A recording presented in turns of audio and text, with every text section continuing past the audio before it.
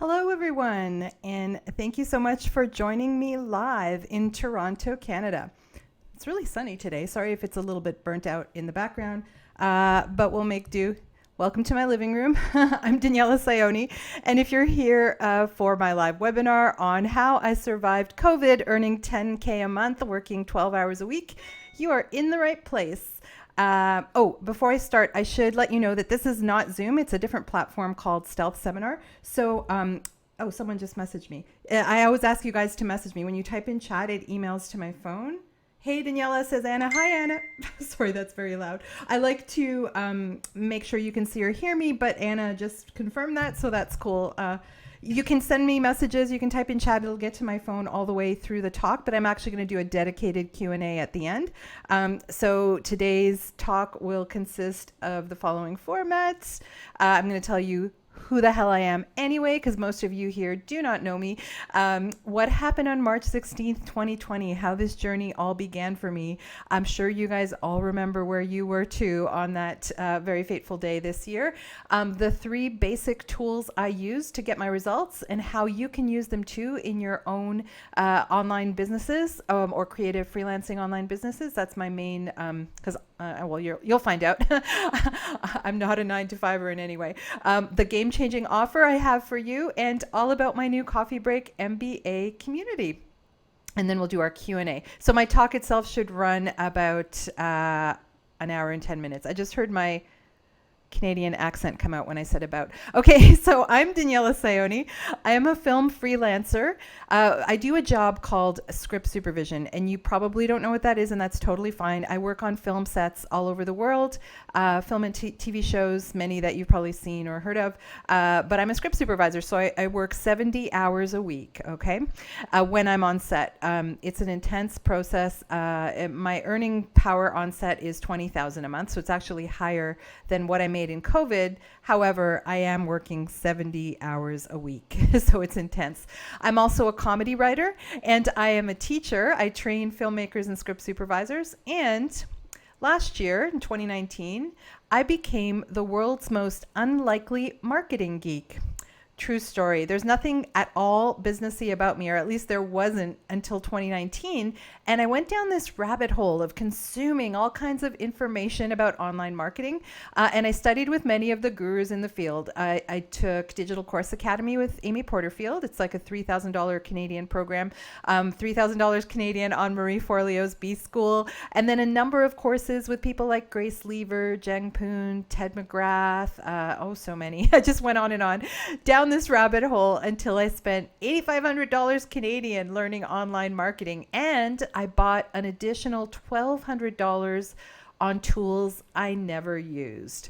Okay, I don't know if you've done that or if you can relate to that. I voraciously, I'm into a topic and then I just devour it, right? And I go down this rabbit hole. Let me backtrack a little before I get to what happened on March 16th. Many of you have probably read Tim Ferriss's book, The 4-Hour Workweek. I read that in 2007 and it greatly influenced my life. The subtitle for that book is Ditch Your 9-to-5, Live Anywhere, and Be Like the New Rich. I can't remember if that's the right exact title. But anyway, when Tim says be like the new rich, he doesn't mean be a multi-bazillionaire. He means live like the new rich, like design your life in such a way that you're doing what you love for the least amount of effort. So ideally the 4-hour work week. Okay, I got it down to 12 hours during COVID for the first time in my life, by the way, since I read that book in 2007. But what that book did for me in 2007, as someone who works in the film business, 70 hours a week, $20,000 a month, was make me rethink things. I was coming off a major illness at the time, and I had to rethink a lot of things. And by the way, I also heard another statistic around that time by an insurance adjuster who said the average age of death for film technicians is 52. I'm 51 right now, by the way. True story. Back then I was like 38 years old, and I really sat down to redesign my life because I didn't want to end up becoming the average statistic for film technicians. I love my job a lot on set. I'm really good at it. I work with some great directors, etc. But I wasn't going to put myself through the torture of not living out my creative dreams, right? Because I also had creative dreams. So I decided from that point onward that I was only going to work on set for 6 months a year. So that means 120,000 Canadian a year income from that. And you know what? That's fine. That's more than okay. I was gonna say that's more than enough to live on in Toronto. It's really not. It's probably like just above the poverty line in Toronto. We're in a condo that I rent for $2,300 a month. Okay, just so you know. Many of you in big cities are like, yeah, boohoo, my rent is like $4,000. I also have expenses on top of that. It's thousands and thousands of dollars a month to exist in Toronto as an adult human. And I live by myself. So, but anyway, that's fine. It was enough to live on that 120,000 a year. The other 6 months of the year, I was actively pursuing my passions. At the time, it was stand-up comedy. Now it's comedy writing. I teach. I love teaching, and I teach very specifically comedy writers and filmmakers. And now I have a new community of creatives. I am also a creative coach. So those are my joys, and that's what I used my other 6 months for. And traveling. Traveling is it for me. I just love it. And of course, I'm dying right now during COVID. I can't go anywhere. And I actually have the money to do it now, right? Because of everything that's gone down. So that's the backstory. I want you to understand that I'm not horrible with money, but because that's the way I designed my life, in March, when lockdown was about to happen and none of us knew it, I was coming off those 6 months of joy, right? My 6 months of joy, what Tim Ferriss calls mini retirement. I was coming off of a phase where I wasn't taking money in and I was spending money. I went on 6 trips in 2019.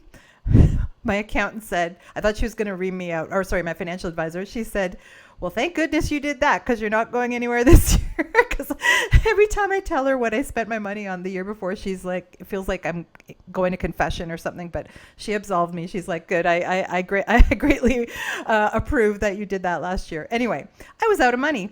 But I was going into a big contract. One of the directors I work with is Paul Feig. I love working with him. And I had this dream contract to work with him in North Carolina, in Wilmington. We were about to shoot a new series based on a British series called This Country. I had my deal worked out. So my deal, by the way, was the same deal I have in Toronto of $20K a month, but it was all in US dollars. So it was actually going to be more money. So here I was. I knew I was going to go from nothing to a whole bunch of money, which I'm sure that a lot of creatives or people that work in the film business or other creative fields can relate to. You go from 0 to 100 back to 0, but you know, it's a little bit of a roller coaster whirlwind. Anyway, not only was I about to do this contract, but as you know, I'm Canadian. I'm also European, but I'm Canadian, and I needed to get a work visa, and the work visa came through. I have a U.S. work visa that I can't use until I'm allowed to use it, until I'm allowed to move, to travel, to work. Anyway, that's where I was at on that fateful day of March 16th, 2020. Let me take you back. I know many of us do not want to go back to that day, but what happened on that day? My bag was packed. I was ready to go to the airport. I had my passports, everything ready for this trip. I was so excited. My U.S. work visa came. It was in hand. And then our Prime Minister, Justin Trudeau, very rightfully said, Canadians, we're in a global pandemic. Nobody is going anywhere, and any Canadians outside the country, come home now. So the flights were grounded or canceled, or I mean, some of them still were going on, but I wasn't going anywhere because the other thing that happened on that day is most or all of the productions across North America had the plug pulled. Nobody was going to insure anybody to work through COVID. So no work was happening for us film people. And it also happened in Europe as well. In fact, it had started a bit earlier than that in Europe. Okay, I'm sure you were probably in the same sort of panic I was in at the time, not knowing what would happen next, not knowing where I would get my rent that was due 3 weeks after that. I mean, yes, I have an RSP, which for the Americans is a 401k, but when we take that money out, it's to a great financial penalty. So I could have resorted to that as a last resort, but I was trying not to, because I'm 51 and I'm going to need that money soon, right? So after I got over my panic attack, I thought back to all the marketing training I had learned in 2019, and guess what? I could use almost none of it. Almost none of it. However, it's weird. I don't know if you guys felt this happening to you in the months leading up to COVID. Like, why did I go down that online marketing rabbit hole? Why did I buy a ring light? I've never done anything online. In January, I bought a ring light. This microphone I've had for 6 years, so I pulled it out of storage. I didn't even use it in my teaching, which is what you're going to see I did through most of COVID. But yeah, why did those things happen? Anyway, unfortunately, all that really expensive learning I did could not help me right now, because if you've ever taken B School or Digital Course Academy or any of the courses by the big gurus, they're great and they're thorough and they give you a system and all of that, but it takes months to implement. It takes, in my brain, I thought, okay, one day when I'm back from Wilmington and I finish teaching my next class, because I teach classes live in real life, I'd never done anything online up to this point. I thought, okay, I will take the 4 months and implement, all the complicated things about that I had learned. I didn't have that kind of time. I had 3 weeks to come up with a way to make a living. Now, by the way, you may have heard the Canadian government did give people a $2,000 a month emergency relief benefit. I would have been, a lot of people were not eligible, like a lot of gig workers, like a lot of comedians and everything, they were not eligible. I was, because I had a film company, but by the time they announced it, I was already not eligible because I was making too much money online using a tool called Samcart. So we're gonna talk a bit about Samcart today. And some of you are here from the Samcart group, so I'm gonna talk about Samcart today. Okay, so but that's just one of the ways out. So what I'm going to show you, sorry, I can't remember which slide is next. Yes, first some more backstory. If opportunity doesn't knock, build a door. This was a quote from my stand-up comedy website about 10 years ago. So I used to do stand-up, and in fact, and the only website I've ever had in my life up until Samcart, which is a sort of a different thing, was this one-page website to promote my comedy room in Toronto called West End Girls. The reason that quote was on my website and the reason for that whole show to exist was because it was 2008. I just started living my dream as a stand-up because I had read Tim's book and I was like, okay, I'm 38, but I can do this, right? I got out in the scene in Toronto, which has a great comedy scene. But if you were around in Toronto in 2008, you would have noticed probably what I noticed, and other cities had this too. There was only one female comic, if that, on any given show. Even in a comedy lineup of 8 or 9 comics, there'd be one female. There were a lot of funny women coming up in Toronto comedy at the time. And I was really upset because, like, there's a club owner in Canada who claims like he's anti-censorship, but he wasn't giving women stage time. So that's a form of censorship. And by the way, people of color too, right? I noticed a pattern, same pattern I noticed in the film business, which we'll talk about as well. But I noticed this pattern and I was really upset. I'm like, okay, well, how am I going to live my dream if no one's going to give me stage time, or if I have to wait months for it? Because as you know, with any endeavor, creative or otherwise, you only get better with practice. And the way you practice as a comic is getting stage time. Well, so I said, okay, I barely started doing stand-up and I decided to start my own show. That was going to be the way that I would get stage time, and I would get stage time for all the funny women I knew. And I created West End Girls, which was a response to these club shows. And I had 8 women and 1 token boy on the lineup. That's how I build it. And lots and lots of people of color and LGBTQ comics, like any comics who were underrepresented in the scene in Toronto. And I accidentally pissed a lot of people off. I got a lot of hate mail from male comics. And I also started a movement, and I also started a chain reaction that led to a whole bunch of other female-centric comedy shows and a lot more stage time for women. So if opportunity doesn't knock, build a door. I'm going to give you a few examples of that from my life. And I remembered that in that moment of panic and worry and what's going to happen. And it's like, you know what? All we can do is try. So knowing I couldn't use the tools the guru, by the way, these are the tools that the gurus all recommend if you don't know already. So they had convinced me to buy Kajabi. Kajabi, it's not a horrible platform by any means, but it's quite complicated, and it does a lot. It hosts your websites. It helps you do your marketing. It creates funnels. Funnels make me throw up in my mouth a little, but Kajabi is expensive. And I felt like I had bought a Mercedes-Benz and I did not know how to drive. And I don't know how to drive in real life so I know the feeling. So I didn't touch it. I was spending like $140 a month for it. I think that's Canadian. I can't even remember if that's Canadian or US. I wasn't touching it. And it was money flying out the window that I didn't have. And now I had 3 weeks to figure out what tools I could use. Oh yeah. And the other tool they tell you to buy, which thankfully I never bought because as a consumer, I detest it. It's called ClickFunnels. So if you know what ClickFunnels is, it's also really expensive. Their lowest price plan is $97 US, and their plan that everyone encourages you to get there is $397 US a month. Okay? And this is ClickFunnels. If you don't know what I'm talking about as a consumer, you know what I'm talking about, because if you go to buy something online, you know when you go to buy something and then like, but wait, here's this, how you bought that, how about this? Or, oh wait, don't go, you can't leave, here's another, and they keep attacking you with like upsells and this and that and this and that, and it's an endless loop. And then you get emails for days, like 10 emails in the span of a few days, and you go crazy. That's what ClickFunnels is. And I knew that I was never going to buy that. So I had to figure out a way to sell without using the number one tool that all these gurus were recommending. But listen, you know what I realized? I'm different from a lot of the market they're selling to. I'm a freelance artist. I'm a freelance person in the film business. I'm a solo business operator. I don't have a staff. I may have a staff in future, but I don't have a staff at the moment. Most of us don't. And we live in a gig economy from check to check. And I really felt like almost all of the people that I learned from were not speaking to me specifically, okay?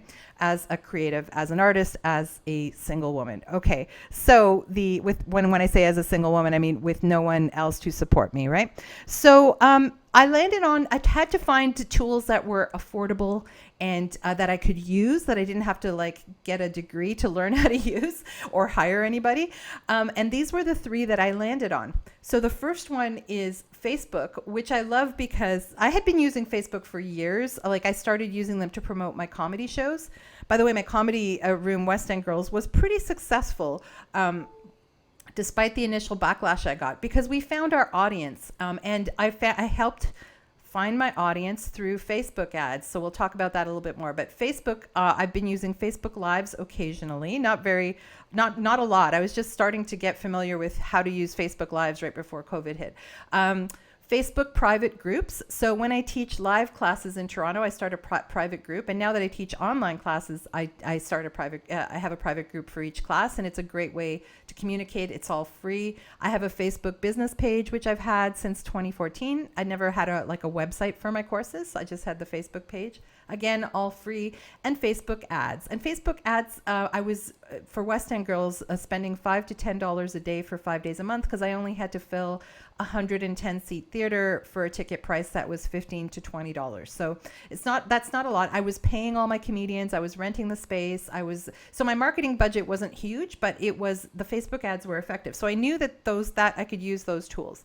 The other tool that and I'm going to talk to you again. A couple of weeks before COVID hit, this was another one of those things that happened. Those things like, why is this happening? Why did I do this at just the right time? 2 weeks before COVID hit, Samcart had a soft launch, like similar to the launch they're doing now, but not nearly as many bonuses. And I bought Samcart. I bought the lowest price plan of Samcart, which is the plan I used to do everything I'm going to talk to you about today since March, which has netted me $10,000 a month consistently online, working 12 hours a week.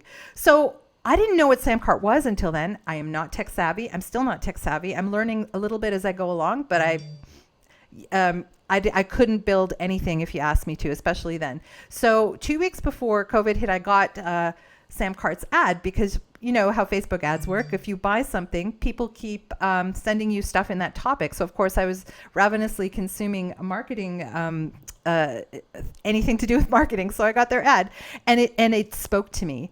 It spoke to me because SamCart is a sales page tool that helps you, that sets up like a page where you can describe your product. You can add videos or photos. It's really drag and drop, create a page, create your message, and then it's got an e-commerce solution at the end where people can pay by credit card or PayPal or Google Pay or Apple Pay. It's like really, really easy. And it's all on one page. So that was the selling point for me. Oh, it's simple. I can use it. And what I learned is you can create a page for as many products as you want to. So anything you dream up is included in the price. So the lowest price plan was $349 US a year, not a month, like ClickFunnels $379 a month, a year. So how do you like them apples? I was like, okay, I could afford that. And this was before I knew COVID was going to hit. I still had no money. I was at the edge of all my credit cards, etc. And I could afford that. So I got SamCart. Okay, so cut to 2 weeks later, and I'm watching. The only bonus that came with SamCart at the time was their one-page masterclass. This launch that they're doing right now is, they've got like 19 different bonus courses. Like, it's incredible. But back then, the one-page masterclass is all you need to start. So I took the one-page masterclass on how to set up a sales page on SamCart, and then I set the page up in 1 hour. So before I tell you what the page was and everything, well, that's what I'm going to tell you right now, actually. So I don't know why I found SamCart, but I did. So yes, backstory about my live teaching. So what I did have in my back pocket was that I'd been teaching live courses for 25 years. Now, even if this is not you, I still want you to hear me out, because by the way, you can decide tomorrow that there is something you can teach, even if you've never taught it before. That's what I teach people how to do in my Coffee Break MBA as well. But if even if you're not a teacher, there's so many ways you can monetize your creativity. Okay, many people here are artists or have creativity in them. So there's so many ways you can. In my case, I took stock of what I could do right away, and I thought, okay, I've been teaching for 25 years in the classroom, had no idea how to do it online. I was going to figure out how to do it online. I had days, right? I had days to set it up and start selling so that I could make my rent on April 1st. Okay. So normally when I teach live classes in Toronto, I have to find a theater that's available. Really hard to do in Toronto, probably harder in places like New York City. And then I have to book the theater and pay for it. They're really expensive. And then because they're so expensive, it's much easier for me to teach for 8 hours. So my courses used to be 8 hours a day. Can you imagine? I still don't know how I did that. I was like, yeah, that's what it is. Because it was like the only way it was affordable for me. Online, you can't do that, and you don't have to do that. And so I realized, okay, there was a lot of overhead in teaching live. I had a course planned to be taught in May, and it was my From Shtick to Script original sitcom pilot writing intensive. So it mostly who takes that course is comedians, improvisers, and comics, and regular people who just want to learn how to write comedy half hours. But I had only been teaching that class for 8 years. I teach the other one I'm going to tell you about, I taught for 25, but I'd been teaching that class for 8 years, and it was great. I already had seen results from my students, but I didn't have a big international reputation for it by any means. Like, some people in Toronto knew that I did that, and they knew the results, but I never had a web page for it. I had my Facebook page to advertise classes, but it wasn't like a hugely known commodity. And so I had to figure out a way. And by the way, I had a short list of maybe less than 10 people who were interested in mine. So I knew that, maybe they were going to register for May. And most of them had to cancel because they had no money, because they were comedians. They had no source of work. They had no idea when they were going to get work, and they had no CERB relief money. So I lost the list that I had, and I was not known outside Toronto. Now, luckily, COVID and this online teaching opportunity that was about to come my way, I had no idea was going to be the biggest blessing in disguise for the future of my teaching, because online teaching allowed me to reach out way beyond Toronto. I ended up connecting with students in 3 different countries. Okay. So that course, by the way, was $350 Canadian. Since I taught that course, most of my clients are now in the United States. So I've changed all the pricing on my SamCart pages to US dollars, and you'll find, so that course is now $297 US. Most of my courses are that range. I'm going to tell you about a more expensive one that I did for my other strategy in June. I'm giving you 2 marketing strategies and the results that they brought me, in the hopes that it will inspire you to come up with marketing strategies in your area, in your niche. And by the way, I've had a few writing teachers and even script supervision teachers in other countries take this webinar, and they're like, thanks for giving me all the ideas. It's totally fine. I don't believe in competition. I think everyone's different. So even if that's you, if you are a comedy writing teacher or a writing teacher, like, feel free to use these tactics. Okay, so I landed on these tools. I knew I could afford them. Facebook ads is like a pay what you can thing, because you decide your budget. Samcart, $29 US a month, basically, and Zoom is $20 US a month. I could go forward with that plan. And here is the creative audience engagement strategy, the first of the 2 that I'm going to tell you about that I used to fill my writing class. Okay, so step 1 was I created a Facebook ad for a 5-day challenge for TV writers. And my confession to you, and some of you were in that challenge who are here today, my confession to you is that I had not written the challenge when I began advertising it. Something in my body just told me this is what the next step is supposed to be, and I listened to whatever that impulse was to, hey, why don't you start an ad right now about a writing challenge? Because I had to pull up the dates. I had to obviously start teaching in April if I was going to make the money and all of that, right? Because I knew I would have to teach other courses to continue, because we didn't know how long, and we don't know how long the COVID situation will last. So I started putting out these ads, not knowing what the challenge was going to be. Now, hey, I am a comedy writing teacher, so I do know something big, and that is that comedy is founded on a whole lot of pain. Think of any comic you know, there's so much pain and trauma in their lives. There's any great show, any great comedic character has an underlying foundation of pain. So I knew that whatever this challenge was going to be, it was going to involve writers going deep into themselves and their own pain and trauma. And I knew that, and I did warn everybody about that. It also came at a time when all of us needed connection, especially me, by the way. I think I got more out of doing this than even my students got, because I was able to connect with them every single day on video, right? So how lucky was I to think of this very deep challenge, this very personal challenge. And anytime, so the idea of this challenge was that every day I would put a video in a private Facebook group outlining that day's challenge, and it would be a writing exercise that would last no more than 30 minutes. And every day was a different exercise, and by the end of the 5 days, my promise to the writers was that they would have a workable premise for a television sitcom. And it worked. And I didn't know if it was going to work. Actually, I was maybe talking out of my ass a bit, but it worked. So I mean, you know, I did know some stuff. So even though I'd never specifically done a 5-day challenge, and every time I posted a challenge and asked them, so I think the first day the challenge was something like, write for 30 minutes on the most painful event in your life that you can remember, the earliest painful event that you can remember. And I started with my own, and I talked about some very personal stuff, because I'm never going to ask a writer to do something that I wouldn't do myself first. I did tell people, if you're currently undergoing any trauma, do not do this challenge. And actually, I had 6 people write to me and say, I'm going to talk to my therapist to see if it's okay to do this challenge. And I was like, yes, please. I don't want to be responsible for anyone's like pain. But people. And by the way, their therapist said, all of them unanimously said, yes, you're a writer. You have to go there, and I'm here if you need me. So, and those were the people that actually got the most out of the challenge. So that was great. So every day I'd post this challenge. And so step number 2, after I created the ads, hadn't written the challenge yet. Before I go on about that, isn't Facebook advertising expensive? Oh yes, we have to talk about objections. So that's a big objection that people might have about Facebook ads, but they've probably never used them if they think that, because You can start with $5 a day, $10 a day. You set your own budget, and then you scale up as to how much you're going to spend when you see that an ad is making money.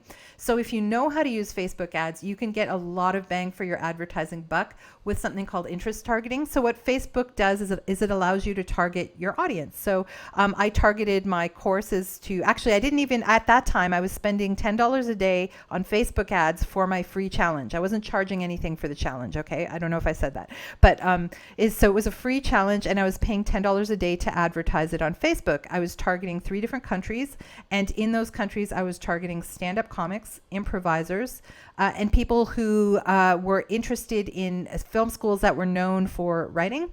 And I targeted, I'm trying to remember. I think those were the interest groups that I targeted at the time. Okay, so that was really successful because that ad, even though I was still spending money, I wasn't making money yet. You have to think of the long goal, and you'll see. And it wasn't that long. It was a matter of a few weeks before I was making real money. It attracted 78 writers in 3 countries. So all of a sudden, I was able to bring 78 writers into my world to understand how I teach comedy writing on a very intimate level in a private Facebook group. So that was step 2, is opening up this private Facebook group where I could not only give them the challenge material every day, and they could, let me know what struggles they were having, etc.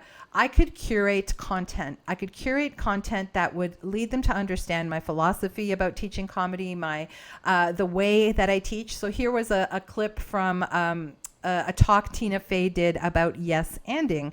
And yes-anding is a huge part of what I teach when they do take my class. So not only were these students getting to know me, I was priming them to be ready to take my TV writing class a few weeks later, okay? So that's just an example of some of the content I curated in the private Facebook group. By the way, you have a captive audience now of people in your private Facebook group who you can communicate to. And if they're loving what's happening, and a lot of people were really into it. Like, I really found my people. And that's, by the way, what marketing is finding your people and then engaging them and connecting with them. Whether or not they end up buying something from you or following you or just, that's what marketing is. You're finding your people. And I found my people. Like, it was great. So again, working for free every day, 5 days, big deal. And then the 6th day, we had a private Zoom call for anyone who wanted to present the premise they came up with to me.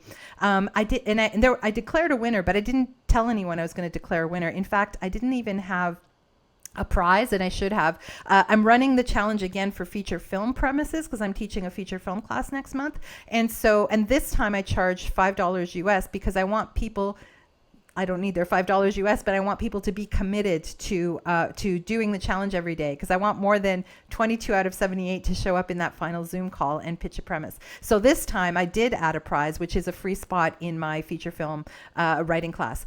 It's for writers and directors, so it's quite a unique class in the whole world, right? Anyway, I'm now doing the same sort of strategy to find my people, but it's for feature film. Okay, so the next thing I did, I did set up the Samcart sales page earlier. It took me 1 hour to set up that page, and this is me never having done it, having 0 tech skills. It took me 1 hour to set up my sales page for my TV writing course that I could then sell to my challenge participants. Now, let me tell you about the word sell and what connotations that has for me. It doesn't have some very nice connotations for me because I grew up with the daughter of the daughter of a traveling salesman. My dad was essentially Willie Loman. He would, that's the dad in Death of a Salesman. I'm sure you knew that. But anyway, he would knock on doors and sell things to people like vacuum cleaners, encyclopedias, alarm systems, fire detectors, and his big item was, grave plots. He sold grave plots. One of his big items was Italian. My parents are immigrants. I was born here, but I'm Italian. It's pots and pans from Italy that were worth over $1,000 in the 80s. Okay, so you can imagine what a horrible life that must have been for him. Can you imagine? I can't imagine now. Like, I don't even think they're a traveling salesman anymore. I mean, I hope not. I think they would get shot, right? Who's going to knock on my door? Oh my God, in the time of COVID. But anyway, that was his job, and he had a nervous breakdown at age 45. He lost his mind, and I think I would too. I don't know how he lasted that long. He went from 1968 to around 1990 when he stopped being a door-to-door salesman. And I used to ask him as a little girl, like, how do you convince people to like let you in their house and then they buy stuff? Like, I just thought that was so shocking. Like, he must have some voodoo magic. And he basically told me that he lied to them, and that didn't give me a good opinion of him. So my dad, well, I have a lot of daddy issues for so many reasons, but if let's say someone Greek answered the door, my dad spoke 7 languages. So that is one, I mean, he could have done so much with that skill, right? But he spoke 7 languages. If someone Greek answered the door, he would start speaking to them in Greek and claim to be from a small island, you know, that not a lot of people are from, and they would let him in, and he would make the sale. He had a lot of other problems, so I never got the benefits. We grew up quite poor, so I think he made good money, but we never saw it. But anyway, and if someone Portuguese answered the door, his Portuguese wasn't quite as good, so he'd say, "Oh, my wife's from Portugal." He'd gain their trust. They'd let him in. Anyway, it all sounded like a horrible thing. So I get really ooky and like grossed out by anything salesy, hence the ClickFunnels in your face stuff that I hate so much. Yeah, and anything. So how was I was dealing with this very emotional subject matter because we go to pain before we go to comedy to write a good show. And here I was having to sell my course participants, my challenge participants on my class. Well, guess what? I wasn't going to be salesy about it. I just put a notice in the page saying, hey, if you like what you're experiencing, I'm in a couple weeks, I'm starting my From Shtick to Script original TV sitcom pilot writing page, and they could click on it and see my Samcart page with all the details and the price, and they could decide if that's something they wanted to buy. So I wasn't in their face about it. I wasn't, because that would make me upset, especially with what we were dealing with. It's just like, hey, if you're into this, it's an offer. Like when you sell something, it's something that you're offering to hopefully improve someone's life, and money is exchanged. I had so many issues around money. I had to get around so much mindset. Actually, some of the work I had done in 2019 helped. I think it's Marie Forleo who's got really good mindset stuff about money. So I had to get over the idea that money doesn't grow on trees, that money is the root of all evil, like all that stuff. Money is just money. It's just energy between people exchanged for services and things that hopefully it'll be mutually beneficial. So, but I still didn't want to force anything on anyone, especially in the time of COVID when so many of us were suffering. But guess what? Many people registered. I had a really nice turn, probably not the highest turnout I've ever had, but not bad. I had over 35 people in that class. I made $12,000 from that 5-week course. So I hit my target. And then the last step is I bought my Zoom subscription to host my classes, because you can host up to 100 people with a $20 Zoom subscription. So it was very successful. I connected with my writers. I had a class full of 35, most of whom came through the challenge. So think of the long game when you do stuff for free online, because you're not going to do stuff for free for long. You're just trying to find your people, right? And by the way, not only did they take that class, I had a whole bunch of people follow me throughout the whole summer, taking all my classes. Some of them even came over to my script supervision class, which is completely unrelated to writing, right? So more on that later. But so I made the 12,000. Every time I teach a live writing class in Toronto, I teach another class called Writer's Room, which is only for 8 people. So normally I would take 8 people from the class who were ready and who were interested, and they would buy this Writer's Room class, and we would go deep into script development, and they'd write their pilots in that class. Well, this writing class went so well that I had to have 16 people wanted to go on to do Writer's Room. So I made another $4,800, and everyone said I way undercharged, and I do, but the price is going up for that. But I did way undercharge, but it's okay. 16 people joined me, so I made an additional $4,800. So those free 5 days of the challenge led to almost $17,000 worth of income for me in the weeks ahead. Okay. And then, by the way, I created another course in August called Punch It Up on how to punch up scripts. And a whole bunch of those students came with me there. And then I got more through the usual methods, through Facebook ads.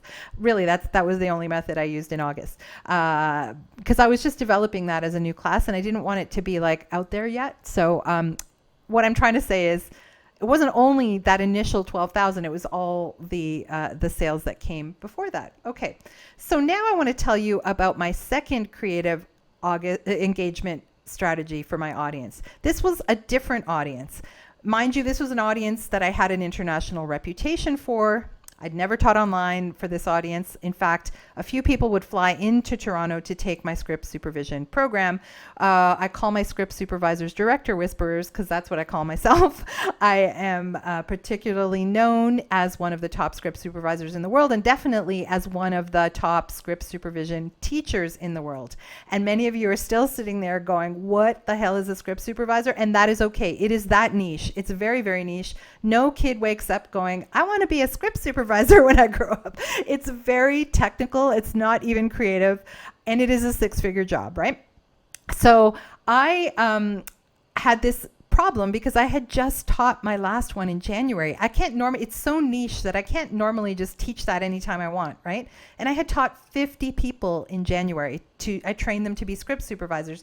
Most were in the city of Toronto, and I had 3 people fly in from different places, but that was it, right? Like that's a lot of people. I was like, how am I ever going to train another whole group of script supervisors? But that was my biggest move that I had in my back pocket, because that is a $600 course. It's a higher ticket course. So now that I had made this money and understood a mechanism to do it, I thought I'm going to do it again, but I'm not going to use the same strategy. There's not really a challenge you can give script supervisors, right? Like it's just not a creative position. It's a technical skill. I had my story. I had the story of how I became a script supervisor and how I became a script supervision teacher. I knew how to position my story on Samcart. Here, let's go through the steps for that. In this case, the very first thing I did was I built the Samcart page, and I thought a lot about it. Now you can see I have zero design skills. I use like the most basic sort of visualization. I just want you to know that, or imaging or design is the word I really wanted to say. This Samcart page made me $30,000, and I'm going to tell you exactly how I did it. So this page was a little bit more complicated than my writing page because I had 3 different price points on it. And I think if you're in the Samcart group, I linked you to the actual page so you could see the full thing. This is just the top section of it. But I had taken the one-page masterclass, and I knew you needed a strong headline. So my strong headline was Become a Director Whisperer, right? So the branding for my students, they're not just script supervisors. They're a step above. They're director whisperers. And then my log line, I say log line because I train writers, but my pitch, my description of exactly what my course was, is right there. 8 days of proven training to begin your 6-figure career in the exciting world of film and TV without the expense of film school or even having to leave your house. And that is a true story that I can prove with the dozens and dozens of testimonials that I have, right? From students whose lives I had changed since 1995, who went on to have 6-figure careers in the film business in a position that they didn't even know existed before I told them about it. Underneath that headline, I had this video. So the video pertains to the rest of the strategy. So that box was empty when I set up the Samcart page. Underneath that, I had my story, how I went from someone graduating film school with $40,000 in student debt in 1991 during a recession, the daughter of immigrants who had no access to the film business because they just weren't giving anyone access to the film business, especially women and especially people of color. Now, I'm not someone of color, but I noticed that, right? It was a very clear problem that existed and still exists to this day, although finally people are being called out about it and people are doing something about it. But I was angry. I was pissed. I thought, why should people be excluded? And I got really pissed when I figured out how to do it. So it took me 3 years, but 3 years into my career after film school, I got into my first union and I worked on a terrible TV series. If you ever look at my resume, it's got these great movies, but then you look and there's some of them like Tech War. That was my first show. It was Tech War with Bill Shatner. So bad. But that show got me in the union. By the way, they told me when they hired me for that job, thank you. No one else wants to work on this show. So it was a 9-month gig. I paid off all my student debt and I had enough to travel through Europe by myself. Do you know what that was for someone like me who grew up really poor and had not seen the world? It was everything. And so I've always made time for travel ever since then. And I was able to put money away in an RSP for the very first time. How old was I? 23, 24? I wasn't that old. I was quite young. So when I figured that out, I started to think, well, why doesn't everybody have access to these jobs? There's more jobs than script supervision, but definitely script supervision is such a mystery because it's the kind of job where you are a key on set. you don't work your way up. You are hired as a key. That's why you make so much money so quickly. But there's no way to train for it. There's some ways to train for it, but the industry was sorely lacking in the ability to train people who didn't come from a film family, whose father and grandfather were, grips or whatever. Like, there was no access for people. So I started training really inexpensively on purpose to show people, hey, there is a way for you to enter the film industry. So that was in 1995. I started teaching that. Okay. So like not long into my script career at all. Right. So you'll notice a pattern between West End Girls, between this, how I figure something out. I see a problem. It pisses me off. I figure out how to deal with it. And then I create a course around it that brings together a community and lifts up a whole community. Now, before I continue with my strategy on how I sold out my, script supervision course during COVID, I just want to say that sometimes you don't know the impact you're going to have. So don't stop yourself from bringing your personal gift into the world, because last year at Christmas, we had our cocktails for our script supervision department in IATSE 873, which is the film local that I work in, the union local. And I looked around the table, and there were 15 of us, and any person there who was someone of color, in fact, anyone of color in our whole department, was someone I had personally trained and brought into the union. And that made me so happy, because I didn't understand. I wasn't like outwardly, I was doing outreach, but I wasn't outwardly saying, I'm going to change the face of our department. None of that. I was just doing what I do. And, 20 years later, 24 years later, I realized that it had an impact, that people did have access in our department who were people of color. And now we're still going to go farther, but I was like, imagine if I never did that. And I'm not just tooting my own horn. I'm saying, like, what if nobody did that? Like, how would people have access to a union that feels like very white male dominated? Sorry, white man, it's just the truth.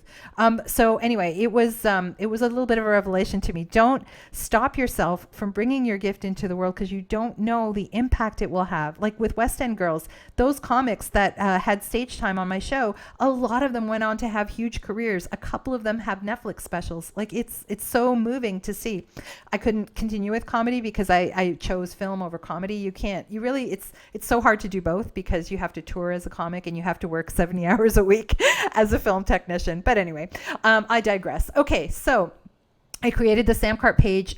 Further down on this page was my story, and then what exactly you would get for the course, and the 3 price points. The reason there's 3 price points in this class, by the way, is that part of my class is training script supervisors to think like directors. So what that means is I teach them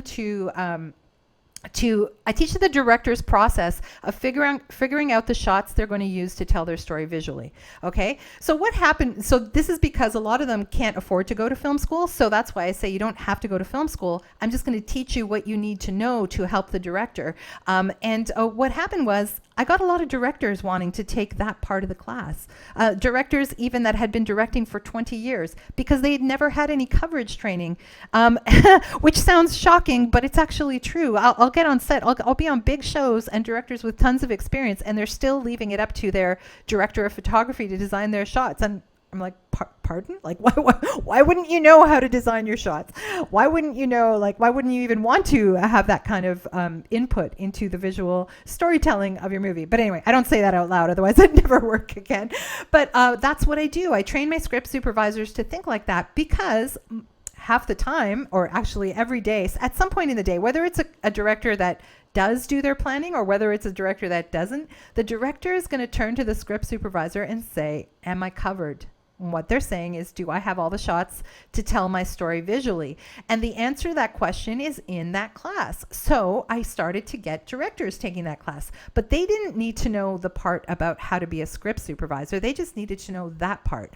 So that's why I have the 3 price points. I give people the option of learning the directing portion, or just doing the paperwork side of the script. So if people don't want to do the whole shebang, which I encourage all my script supervision students to do the whole course, because it's just immersive learning. And they're like, oh, but I'll start with doing my script supervision. I'll just learn the paperwork and then, then I'll learn directing. But then I get these panic calls from them saying the director's asking me if they're covered. I'm like, yes, you should have taken the directing class. So now I think the next iteration of this, I'm going to force all the script supervisors just to do the whole program. So the directing one is $300 Canadian. I've changed all the prices now to US, but the script one was $400 Canadian, and so it would normally cost $700. I encourage all my script supervisors, if they take the whole program, it's going to be $600. So that's how I do the 3 price points. And of course, because Sam Cart lays it out so nicely and I don't have to take the time to explain it to them over and over, 91% of people who took that class chose the highest price point, which was fantastic for me. And even people who had chose the one price point were like, yes, I really want to now take the other. So they paid for the other part later. Okay, so step 2. So I created the Samcart page. The video part was blank. I knew I was going to fill it in because I committed to doing a series of free bi-weekly Facebook Live talks. So every 2 weeks I'd have a Facebook Live talk on a different subject that was of interest to script supervisors. So think of your own audience, whatever your niche is, and just design talks something that you can talk about for 30 minutes or more, right? These talks were between 30 and 45 minutes. Because I ramble a bit, as you'll find out. So I posted them on my business page. So this was an example of an ad I used. You can see I have 0 design skills. I just took a photo of my chair and Paul's chair on the set of A Simple Favor. And I created an ad that said script supervising, single camera comedy, film, and television, which is what my talk was going to be about. A free live talk by Daniela Sayoni, Sunday, April 26th at 11 a.m. So this was the first one I did because I was advertising a course that started in June. So this was a good one. I got 60 people. Oh, by the way, and I took out Facebook ads to promote this free live talk. And what you should know is, how so I had a sales page, but I wasn't going to just start splattering my sales page everywhere for people who didn't know me. Now, some people knew me by reputation internationally. I had that. I ended up expanding to 6 countries with my students for this class. So normally I would get Canadians and the occasional American. I got mostly Americans, but people in 6 countries taking that class. And this is how I did it. There is power in Facebook groups. So Facebook groups are divided by interest, right? Like you can join a Facebook group if you're into pottery. There's pottery groups. If you're into whatever you're into, you can join that Facebook group and become an active member and participate, which I very much am in our script supervisors group. One of my students actually founded the script supervisors group, which is an international group of script supervisors on Facebook. Now, fun fact about Facebook ad targeting: you cannot target script supervisors. That is not a category. You can say, show my ad to script supervisors. I asked the Facebook ads manager, why is that so? Because we are a real department on film. I think just people don't know what we do, who we are, and they don't know how to sell to us. So I couldn't target them. And so how do I find the script supervisors? Well, there's a whole bunch in the Facebook group. There's hundreds in there. But instead of saying, hey, come take my course, I posted this ad for a free live talk. So it's not salesy. It's like, hey, are you interested in this topic? And they were high-level script supervision topics. So I knew I wasn't going to just get anyone off the street with some of the topics I was doing. Like I was getting experienced script supervisors checking those out. Whoops. With filmmakers, I could target filmmakers. So I was able to target the Am I Covered course to filmmakers using Facebook ads. Okay, so I committed to a series of these talks. Some of my favorite ones, this was great. 60 people came. I did one called How to Interview Your Director and Land the Gig. By the way, you want and I didn't say this in the writing one, you want whatever your strategy is for marketing to people to solve a problem for them, right? So, and to handle objections. So why would someone not take my writing class? As a writing teacher, I knew that the 2 biggest objections I'd gotten in past years was, I'd take your class, but I don't have an idea to work on. And I wanted to say to them, well, you don't need an idea, because the whole thing is I'm teaching you how to do it, and I'm inspiring you to get ideas. But the challenge would allow people to come to an idea in 5 days, right? One of the problems and the other objection that comedy writers have is, I'd take your class, but I'm not funny. I just want to take a regular writing class. I don't think I could handle comedy. But what they don't realize is that comedy is based on a foundation of human pain, which we all have, by the way. So then they realized in those 5 days in the challenge that they could write comedy and they could come up with an idea. So whatever you do in your work to attract your audience should handle also the objections they might have. And that is something that I did learn from the gurus, right? Is handling objections. So with script supervisors, it's less about objections and solving a problem they have. So a big problem is a lot of script supervisors don't know how to interview, right? So that interview one attracted almost 100 people around the world, 100 script supervisors of all different levels. And they really wanted to know how they could, because I'm notorious for landing all these big gigs. And I feel like I win in that interview. It's that interview that does it. And it built, then my credits build on that. So I was teaching them my secrets. That one I had to actually do on a private Zoom as opposed to a Facebook Live, because I was saying things that I wouldn't want on the internet, even though it was, my Facebook page is not private, it's public. So I did it as a Zoom. And so the benefit of doing it as a Zoom call is that people have to give you their email addresses. So they have to trust you and want your product in order to give you that email address, but also that you can communicate with them. And again, don't bombard them, don't spam them and all of that. But you can say, hey, if you like that talk, I've got this class coming up, here you go, without being spammy, without doing it too much. You guys in this talk are probably going to receive 2 emails by September 2nd. And you can say, please unsubscribe me. It's funny. I've done this talk now for almost 200 people and only 2 people have said, please don't send me an email, which is totally cool. You only want the people who want to be where you are in your group, right? So you don't want to, there's no reason to spam anybody. Okay. So, the talks. Oh yes. And then another talk that was so successful was why script supervision is a path to directing. That one also attracted almost 100 script supervisors, but it attracted especially my script supervisors because I wanted to teach people how to be filmmakers, how to be exceptional script supervisors because they were filmmakers, not just technicians, because that's my philosophy of how I do my job. And that's how I want all my students to approach the job, because then they're just gonna, that's why my students work so much. That's why they're known in the industry and all of that. And that's why people were starting to fly in from other cities. By the way, another thing I really did learn from that 2019, so I think I retained 10% of my $10,000 was put to good use. They made us call our 7 people in our, like, who are customers that we would, people that would be our customers. So I called 7 script supervisors around the world who were in English speaking countries. And I asked them what their biggest challenges were, what training they'd had, all of that. And there was a story that was emerging that was a lot like my story. I graduated film school. I've got this high student debt. Or I actually have 2 main customer bases, like 2 main student types. One is either film school age or just coming out of film school and breaking into the industry. And I have people who are middle-aged going for their 2nd or 3rd career. So I had actually in my, it's funny because that's always been my student base. And in those 7 people, I had that represented, right?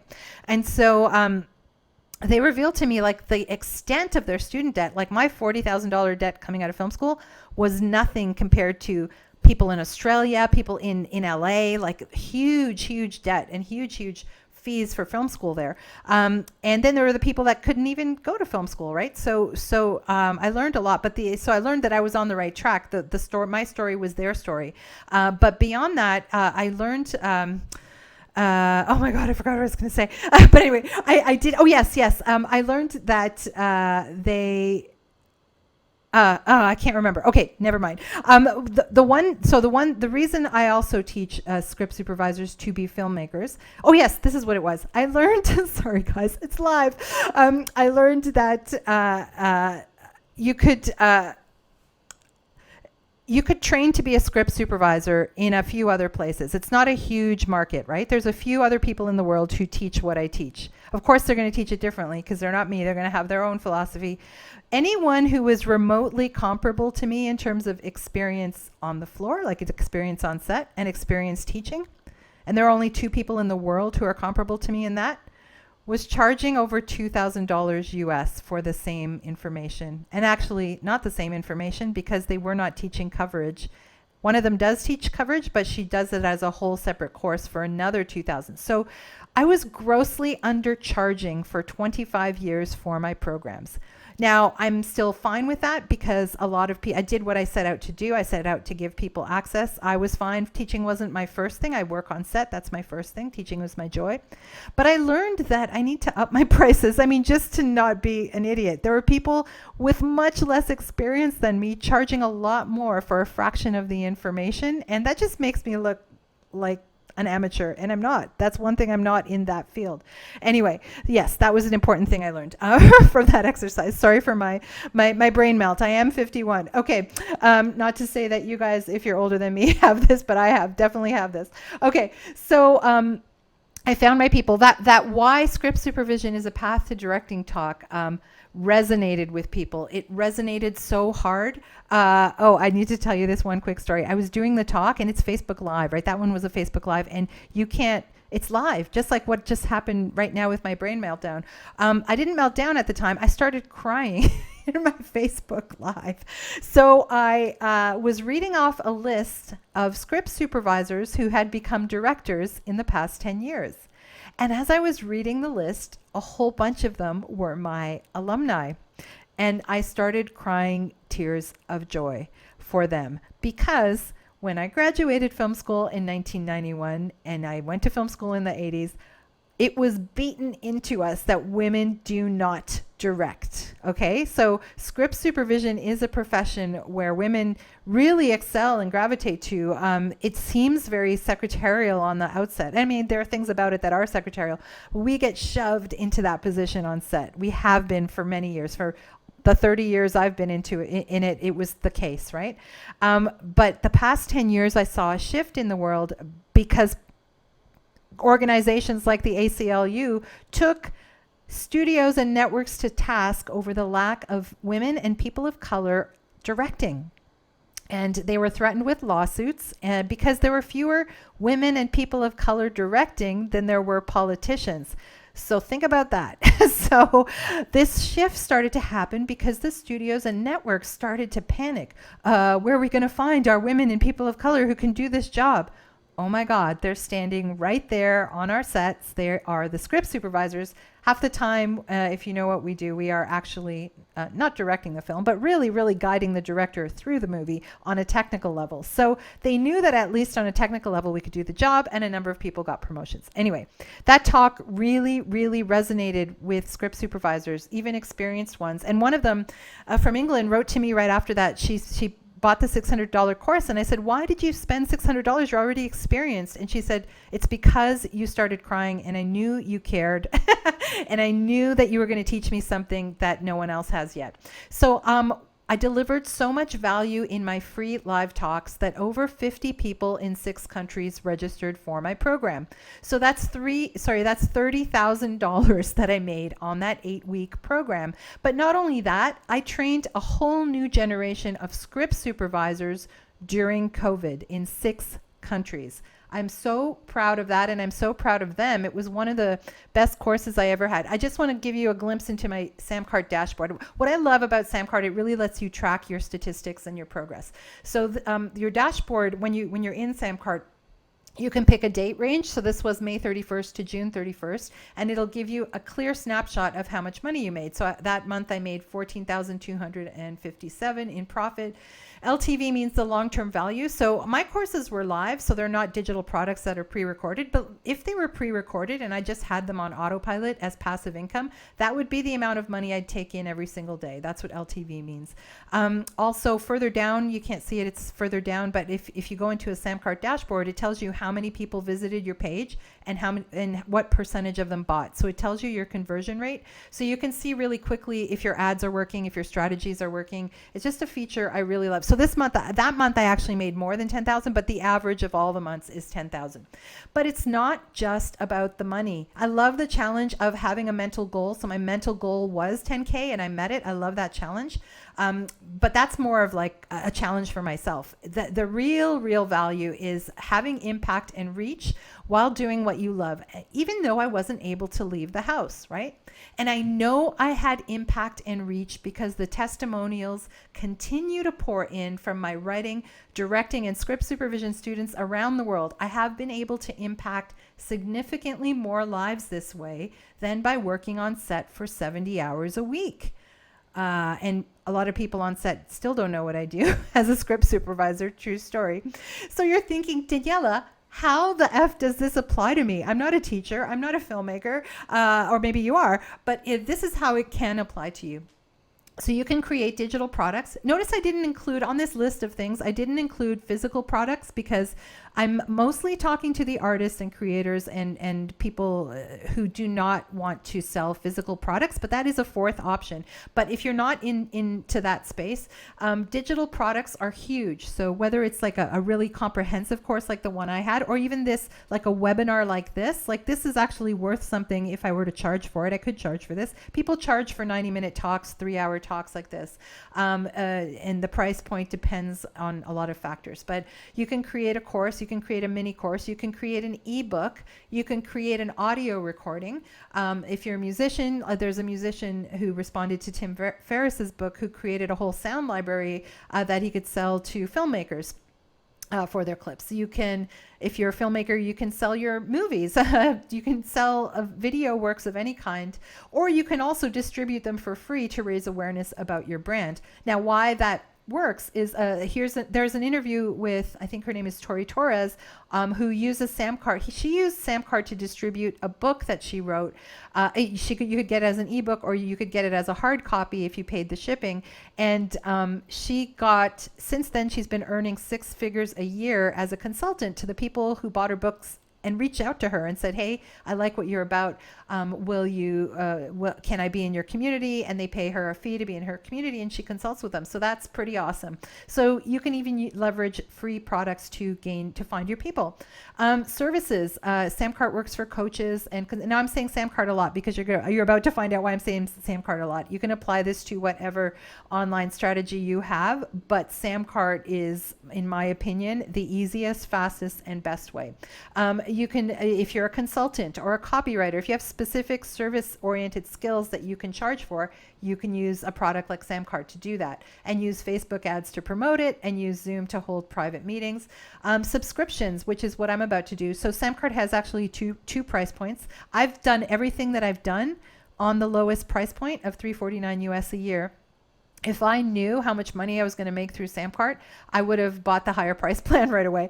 But I'm buying the higher price plan now because they're having this launch this week, and it's at the lowest price it's ever been, which is $950 US a year, not a month, a year. And that gets me the ability to charge for subscriptions. It gets me the ability to collect money every month for like a set monthly fee for my new community. And it's not a lot of money, but it's so great to not have to do the administration on that. The other thing that the higher price point allows you to do on Samcart is upsells. I know upsells statistically give you a huge amount of revenue. I'm just like not about upsells at this point, not within the same page, because of my strong aversion to ClickFunnels. So as long as you can apply anything you do to any of those models, you can do this too. In 2020, I finally learned how creative business can be.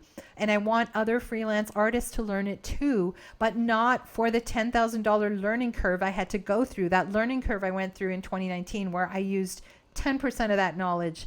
And you know, the rest was chutzpah, creativity, and strategy. Samcart was my game changer. I was starting to do these talks before August 26th. It's after. They've already upped their game. This is the lowest price offer they've ever put forward. And I want to say that I've never done any kind of affiliate marketing. It's not something that would even ever be in my wheelhouse. But last month, they asked me to be one of their 100 users to help spread the word to my audience about their new launch offer. And I jumped at it. I said, oh, hell yes. Because when you know something helps people, when you know something was your lifeline and it changed your life and the way that you were able to have a higher quality of life for such a low investment, you want to shout it to the world. And in fact, I was telling everybody I knew about Samcart. So when they said, do you want to be an affiliate? I jumped at the chance because they said, we've got something big. It's our lowest price offer, and we've got all these bonuses coming. And I was like, oh my God. I got so excited, right? And I'm still so excited because it's going to change a lot of lives. Okay. And so why Samcart? Why not another product? Because, you know, like ClickFunnels, I could make a ton more money being an affiliate for them, but I hate them. Like they don't please me as a consumer or as someone who sells. So why Samcart? Because I really believe that funnels suck. I really do. And having everything on one page increases sales and saves you time. Like having those 3 price points on my page, really did what an upsell does, but I was able to do it so elegantly, right? On my basic plan on Samcart. The layout is beautiful. I'm not tech savvy, and I was able to build every product page between 1 and 3 hours. In fact, now I'm much faster. I'm going to do like a little video showing how I can build a Samcart page in minutes now, because I have to say, before I tell you about what happens next, I have to say that sometimes I'll get up in the middle of the night and have an idea for another product or course, and I'll go in and draft it out on Samcart in minutes, and then I'll go back to sleep. And so I have a whole bunch of products in draft form that I know I can teach next. It's like, it's my canvas now. I don't even know how to put it. I'm such an online course geek now. It's fun. Okay. So in the middle of all this, I had always had a secret back of my mind desire to get an MBA. And I thought, I'm never going to leave the film industry for 2 years to get an MBA. And there's also nothing about me that is business, right? And they would probably laugh me out of the program if I even got into the program. So I Googled, in June, I Googled, what is the average MBA salary in Canada? It's 80 grand a year is the average. I've already made more than that on Samcart. Okay. And then, and the highest end of it is 120 a year. I'm poised to make at least that, if not more than that this year. Then I Googled, what is the average MBA salary in the United States? MBA grads in the US make 135,000 US. I just might hit that this year. I don't know yet, but I'm pretty sure I will. And I didn't have to take 2 years or pay tuition to do that. I just had to figure it out in 3 weeks with such low overhead. Okay. So my pitch to you today, my offer today is, I came up with this actually around the time that Samcart called me. And when they called me, I decided to have this tie-in offer with what they're doing, because it's so perfect. It so complements. It's like, this all happened for a reason. My Coffee Break MBA is a course and community for creative solopreneurs, where I go into a lot of detail about different strategies they can use to build their online businesses, the way I did, but also many other ways and ideas that are tailored to them and to their needs. It's group coaching, but I do have moments where we have once a month I'm going to have a 2-hour coaching call with everybody. Once a week once every 2 weeks I should say, we're going to have Facebook Lives where I can answer questions, and every day there is some form of content going on, including one major piece of content a week that I call my coffee talk, because it's the length of taking me out for coffee. Because what was happening to me, I call it useful content for $16 US a month. Fresh every week, learn practical business and marketing skills, along with mindset and life lessons that, by the way, those are so important to go with everything, to get you closer to your creative business goals. Because I don't want you to spend $10,000 if you're an artist or a solopreneur. There's no need to. That's what I learned. You just have to do it. You just have to try different things, and you can learn from the mistakes and successes that I've had. Because, by the way, my next mission is to scale up my business to 30K a month. Because if I can hit that metric, if I can hit 30K a month, and my goal is to do that in a year. So as I work with my Coffee Break MBA community every single week. So, by the way, I'm doing a coffee talk today on creating your personal story that will lead to, everyone this week wanted to, because we opened Coffee Break MBA this week, everyone wanted to learn, figure out what they were going to sell in their niche, and what product they were going to use. And so this whole week is dedicated to that. And today my coffee talk, so coffee talks are once a week and they're between 20 and 40 minutes, is about tapping into your personal story to figure out what you have to offer the world. Is it a course? Is it a product, an ebook, and what the messaging is underneath that. I'm very excited. I can't wait to give that talk today. I think it's going to help a lot of people get to their niche faster. And I love helping people get to their thing much faster. So I timed it all out with Samcart. So Samcart had a launch date that started on August 26th for their new offers that I told you about today, including all those bonuses. And they closed the cart on that on September 2nd. So September 2nd is the date that I'm going full guns with the rest of a Coffee Break MBA.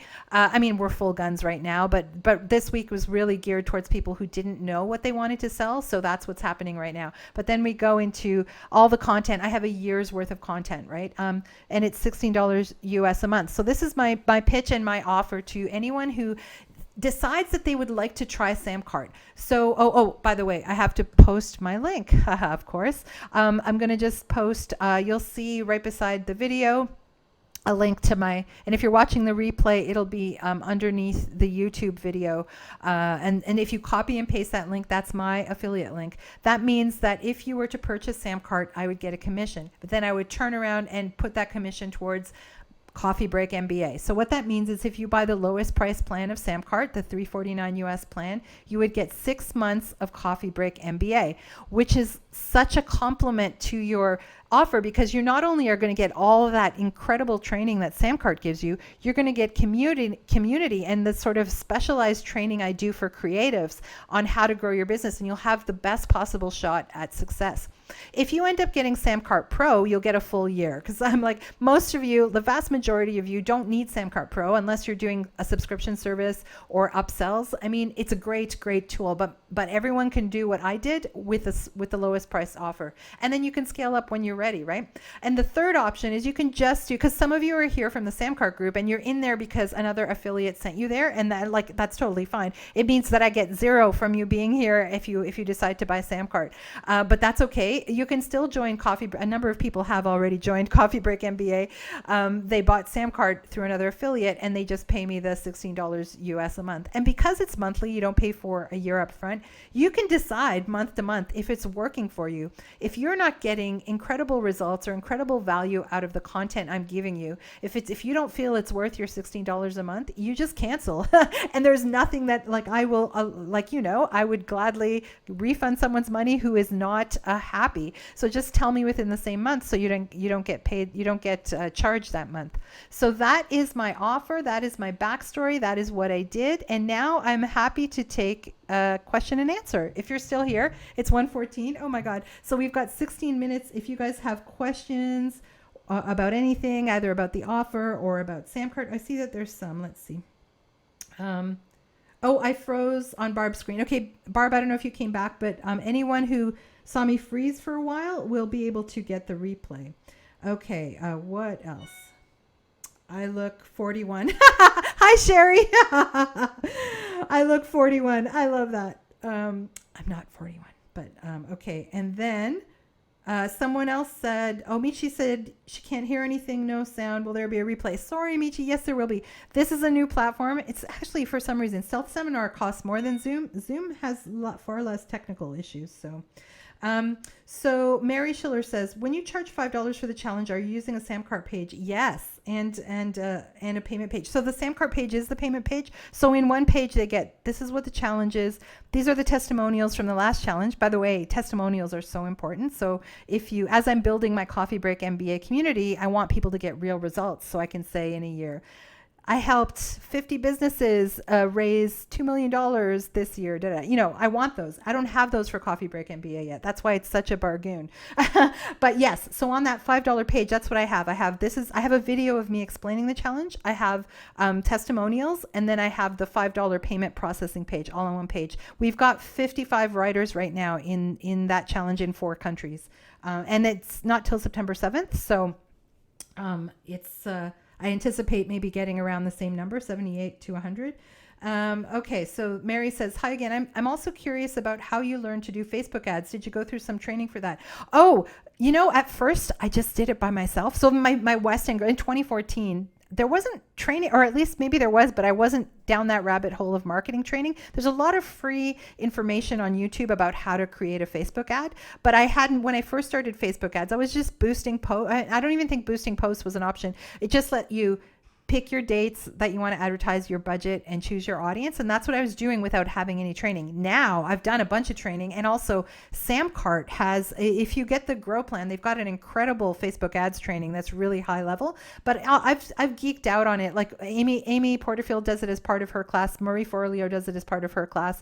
But there's lots of free information online learning how to use Facebook ads. And I was using them so regularly that someone from Facebook, who said he was my account manager, I didn't know we had account managers, went through with me. Like, he asked me any questions I had on what they could do better. And of course I yelled at him for not being able to to target script supervisors. But other than that, he taught me some stuff on top of that. So there's lots of ways to find out how to do Facebook ads.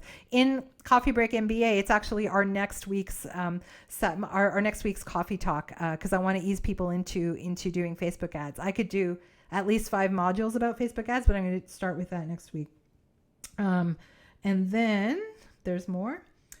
Jessica, how do you join Coffee Break MBA? I have a friend who I may refer. So in the link that I posted, there's underneath it, there's, so there's the one link for Sam Card if you use my affiliate link, but underneath that is my Coffee Break MBA link. I'm going to email everyone the replay. This is one of the 2 emails you're going to get from me. You'll get this one, this email that'll have this replay. It'll have my link to Sam Card, and it'll have my link to Coffee Break MBA. If you're interested in that, and just email me back to say, don't send me any more emails, because the other email I'm going to send everybody is to remind them that the cart closes on the Sam Cart offer on September 2nd. So if it's something you want, like I would, and this is the time to join Sam Cart because of all those bonuses and also the price. So I would, and because they're grandfathering the price. So if people lock in at this price before September 2nd, they're going to give people that price for the rest, which is incredible to me, because it's already the lowest in the industry and does a lot more than so many things do. Explain more what MBA is about, says Liliana. Yes. So it's my community. So it's a course and a community. So it's much more casual than like my course. My courses are very intense and long. So it is about, I'm going to have content every single week geared towards a different aspect of marketing or business, with the goal of I'm going to run this over a full year and maybe longer. We'll see how it goes, so that people can grow their businesses alongside me scaling my business up to 30K a month. So this week we're doing finding your niche. Next week we're doing connecting, naming your audience and connecting with them. We're going to be doing course creation in October. We're going to be doing branding. We're going to be doing, every week there's going to be a different focus. And within that focus, there'll be a little bit of content every day, but there's going to be a substantial talk a week. So and that's the coffee talk. So it's the 20 to 40 minute major talk for that week, as if you took me to coffee. So that's why it costs $16 US. It's like $4 US a month, as if you took me to coffee. Because at a certain point, dozens of people were asking me to coffee every week to pick my brain about comedy, about film, there was just so much that people wanted to, and I was like, I don't have time literally to go out for coffee, but Coffee Break MBA is my way of saying, sure, take me out for coffee. I'll give you much more than a $4 a week value for that. And then, the group coaching once a month, the 2-hour coaching, I find that's really effective to keep everybody on track. It's the accountability thing, just knowing that other people are also working alongside you who are also artists. And then, yes, the Facebook Lives every 2 weeks, they're 1 hour long, and it'll be for anyone who has any questions at all about the content, so that at least you can have interaction with me that's live, right? And if you go to the link, you'll see that it is, can you just use Samcard and not Facebook? Yes. I can't stand Facebook. I like Instagram way more. Sherry, Facebook owns Instagram. I hate to break it to you, but when you get a Facebook ad, it plays on Instagram. They're the same company. So when you get a Facebook ad, it'll show you all the different markets. So you can just choose Instagram to connect to. So my ads show up on both platforms, because it gives you 15 platforms that your ads show up on. You can just choose to display on Instagram, but why would you? And there's a ton, you wouldn't even believe. I understand hating Facebook, like I totally get it, but it's the same company, and that might be a shock to some people. And someone just bought, oh, hi Anna, that's nice. Anna just bought Coffee Break MBA. I have so much in there, and wait till you see today's talk. It's wild. And that was Anna saying she just bought my course. That's nice. So this is from Jessica. My friend has been thinking about starting a business and is super creative, but has no clue what to choose. Is this the right group for? Yes. Yes. That's what we're doing this week, but not only this week, but this week is like the kickstart of it. Like this week, basically everyone who joined the pre-launch week, which is this week, are the people who are not sure about Samcart, are not even sure about what business they want to do, but they know that they want to do something, because why not? The overhead is so low, like ridiculously low when you think about it. You don't have to rent a space. You don't have to have a physical product. So it's low risk. So yes. So what Coffee Break MBA, especially if your friend is creative or an artist, I can totally speak to her world. I can tell her, I can give her ideas. I can ask her like what her thing is, like what her skills are. This week people are doing self-assessments of the skills they already have. Some people walk in knowing what they want to do, and then they get 5 other ideas. That's the other sort of benefit of having community like this, and just going through a process, right? So yes, and today's talk I'm going to do right after we wrap. Well, today's talk that I'm going to do for my people in Coffee Break MBA is tapping into your personal story, because that is the number one way to find your audience, connect with them, and sell your product. Because it eventually, and some people don't teach anyone that until they're branding. I think you need to start with that. You need to start with where you've come from in life and what you've learned, and then build your ideas of what to teach people, because you all have been through some shit and you have something to say. You might not know what it is yet, but the more sort of self-examination that you do, you'll have an aha moment where you go, this is what I was meant to do. And by the way, Sherry in the audience knows I am not in the least a business person. I would never have thought a year ago that I would be here pitching you guys my new community, Coffee Break MBA. How on earth, how audacious of me, right? For someone who is an artist, but I did it. Like, I figured out a way to do this, and I want to grow. And I thought back to when I was a stand-up comic. I was barely a stand-up comic for 2 minutes before I started my own show. And 4 years later, I was on a stage at Danforth Music Hall playing to 1,200 people, and 1.4 million people were listening to me on the radio live. When I started training script supervisors in 1995, I was barely a script supervisor. Maybe 5 years later, all the success came for me and my students. So don't be afraid to start before you're ready, but your gut will tell you what you need to do, right? So Coffee Break MBA, my gut is telling me this is the way I'm going to be able to help people, my people, the artists, the creative freelancers, the people who need to reinvent themselves at this insane time in the world, the way I was forced to, and actually loved it. It became one of the best things that ever happened to me. I'm one of those people. Oh, COVID was one of the best things that ever. It's terrible to admit, but it's true. Were there any more questions? It's 1:24. Let's see. What else? And yes, and everyone, okay, so there's no more questions. So, oh yes, no, there are. Everyone can go at their own pace in Coffee Break MBA. No one's getting quizzed or tested. It's more like go at your own pace. What time is Coffee Break today? So it's the coffee talk. I'm gonna actually pre-record it right after this talk, and then I'm gonna post it. So I've told everyone it'll be up by 2:30. I have to do that and the worksheet that goes with it. I've already written the talk. I just have to record it. It's not live, but it'll stay up in the group. So it's going up at 2:30. This is from Barb. Hi, Barb. So you got me back. Okay, but you'll see the replay. You'll see. You won't have missed any moment of this talk. Sherry, does Coffee Break happen at the same time every week? Thanks for today. It happens at different times, but Saturday, I try to do the coffee talk itself on Saturday morning. It's not live though. It's pre-recorded and it'll stay up there. I'll answer questions all week long, like in our private group. But the Facebook Lives, I'm going to try to keep consistent. We're just trying to figure out when they're going to be. Right now, this week, we're doing a Facebook Live tomorrow on Sunday at 10 a.m. Eastern time. I do have people in LA. We have people in 5 different cities right now. So in LA, it's going to be 7 a.m. So I don't want to put people through that sort of time slot out west. However, and many Sundays I will be teaching my comedy writing class, because Sunday is my favorite time to teach. But I would ideally like to do the lives on a Sunday afternoon, but they're going to vary because it's going to vary, but I'll announce it every single week. But the Facebook Lives, you can send me questions in advance. So if you can't attend live, I will be able to address your question, and the Facebook Live will stay in the group, so you can review it at your own pace. And the Zoom, we're having our first Zoom strategy session on Wednesday night. Wednesday, I have to keep remembering. Wednesday is September 2nd. On September 2nd, we're having our first Zoom strategy session for everybody who's in Coffee Break MBA, because they've gone through the exercises this week and hopefully seen all the talks, and they're going to sort of hopefully have landed on ideas for their online businesses. So that 2-hour Zoom call,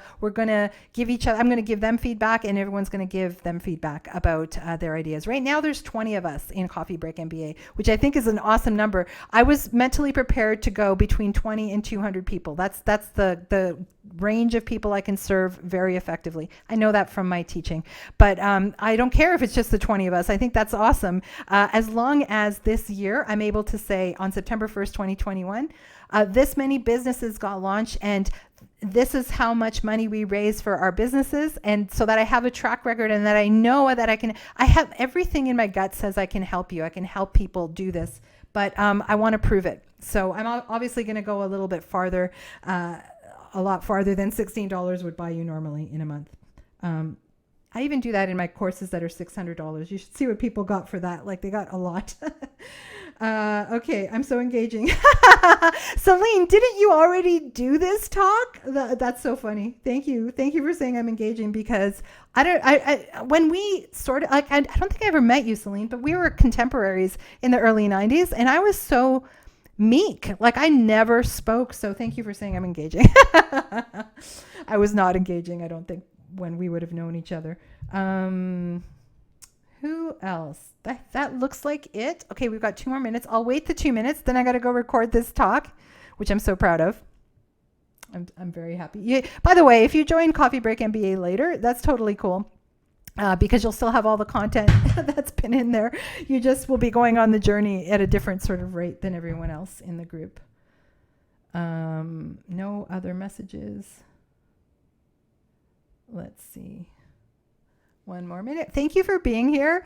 I'm doing the talk. I'm going to send you guys replays that you can send to anyone you know. It's totally fine.